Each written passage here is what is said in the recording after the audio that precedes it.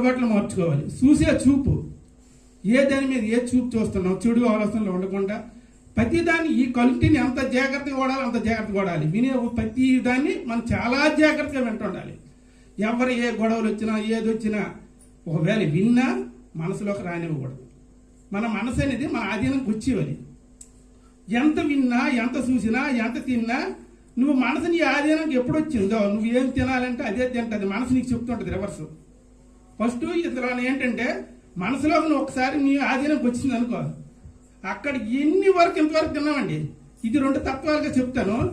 గెద్ద రూపంకి ఒక గెద్ద గురించి చిన్న కథ చెప్పేసి నేను ఈ పూటకి ఆపేస్తాను, ఎందుకంటే టైం దగ్గర ఉంది కాబట్టి. గెద్దకి 80 సంవత్సరాల ఆయుష్, కానీ 40 సంవత్సరాలు అయ్యేటప్పటికి అది రోజు మాంసాహారం తింటది కదా, గోలు ముదిరిపోతాయి, మూతితో పొడుస్తుంటది, మూతి కూడా ముదిరిపోద్ది. రెక్కలు మాంసం గట్టి తిన్న లేట్ అవుతుందండి, బరువు అయిపోతాయి, రెక్కలు బలిచేస్తాయి. అది ఏం చేస్తుందంటే తన తోటి పక్షులు చెప్తుంది గెద్దలకి, నేను ముసలైపోయాను కానీ నేను ఒక కొండలోకి వెళ్ళిపోతున్నాను, 40 రోజులు ఏకదీక్షగా ఉంటాను. అంటే మొత్తం 3 మండలాలు ఉంటుందండి. అంటే 120 రోజులు గెద్ద వెళ్ళిపోయి ఒక కొండలో ఉంటుంది. ఇది ఏది నాకు నోటికి వచ్చి చెప్పలేదు, ఇది ఆల్రెడీ కొన్ని పుస్తకాలు కొంతమంది మహానీయులు చెప్పింది. అందులోకి వెళ్ళి ఏం చేస్తుందంటే తోటి పక్షులు ఆహారం ఏది తెస్తే తింటుంటుంది.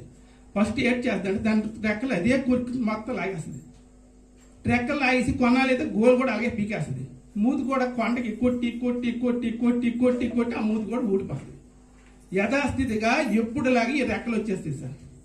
ఎందుకంటే మనకు కూడా తెలుసు, గొప్ప మొత్తం తీసినా మళ్ళీ ఎప్పుడు ఎంటికలు వచ్చేస్తాయి. గోలు కూడా నువ్వు ఎంత కట్ చేయు మళ్ళీ వచ్చేస్తాయి. ఈ రెక్కలు అలాగే వచ్చేస్తాయి. వచ్చి అప్పుడు మళ్ళీ కొత్త జీవితం మొదలు పెడుతుంది.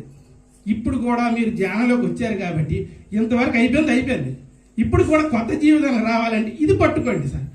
ధ్యానం పట్టుకుంటే ఏంటవుద్దంటే ఇంతవరకు భోగాలకు వెళ్ళాం, ప్రతిదీ భోగమే, కనబడిందల్లా కావాలి, కనబడింది తినాలి, కనబడింది అనుభవించాలి. ఇప్పుడు ధ్యానతత్వం ఇది పై స్థాయి అండి. ఇక్కడ నుండి ఇటు వెళ్తే పై స్థాయి, ఇటు వస్తే సృష్టి. ఇది సృష్టికి ఎన్నాళ్ళు అయిపోయింది గడిపిస్తాం. ఇప్పుడు పై స్థాయికి మూలాధార నుండి సహస్ర చక్రం వరకు దాటాలి. అంటే ఎంత జాగ్రత్తగా ప్రతి రోజు ధ్యానం చేసేట్టు గొప్ప కాదు.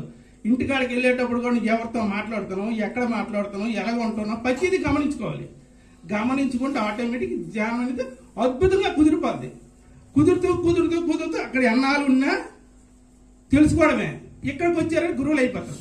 ఈ గురువులు ప్రచారం చేస్తే ఏకత్వం అంటారు. ఏకత్వం అంటే అంతా నీ ఒక్కటే, ఇక్కడ ఏది లేదు, అందరం ఇక్కడ అనుభవించడానికి వచ్చాము, కర్మలు తీసుకోడానికి వచ్చాము, ఇది అద్భుతము అని తెలుసుకోవడం. ఏకత్వం అంటే పరమాత్మ.